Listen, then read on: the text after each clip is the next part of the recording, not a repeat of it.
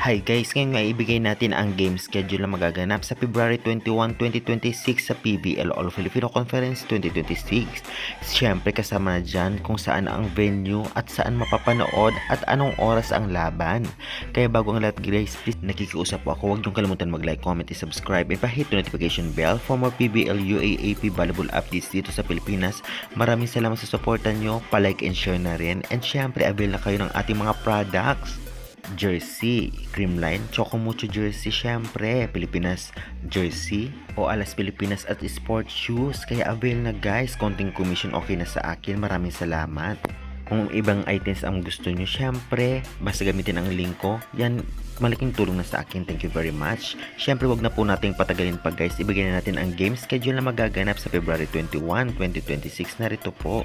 Unang magtatapatan nga ay ang Creamline Cool Smashers versus Capital One Solar Spikers 4pm. Venue po nito ay sa Phil-All Center. Second game naman magaganap 6:30pm Sauce Coffee Thunderbells versus Farm Fresh Foxies. Venue Phil-Oil Center at syempre mapapanood sa Pilipinas Live Signal application ngunit may bayad. Meron din po sa cable sa Channel 1 Sports, 1 Sports Plus. Meron din pong free sa pbl.ph Live.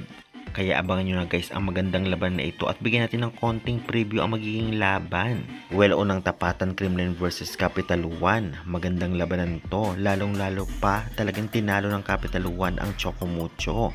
Target din ang Creamline na sister team nito. Masasabi nga natin na mas nag-improve ngayon ang Capital One at lalong naghalimaw si Belen kasama pa si Adorador at syempre si Nunag at iba pang recruits na tiyak paghahandaan ang Creamline. Ganun pa man, palaban din ang Creamline kaya magandang laban ang ating matutunghayan. Susundan naman ang laban ng Sauce Coffee versus Farm Fresh. Tiyak magandang laban naman ito. Lalong-lalo pa maganda ang inilaro ng Sauce Coffee laban sa Creamline at ng Farm Fresh ng mga karaang laban. Pareho malakas ang team. Ganun pa man gustong makabawi ng Farm Fresh sa Sauce Coffee dahil sa pagkatalo nito ng mga karaang conference.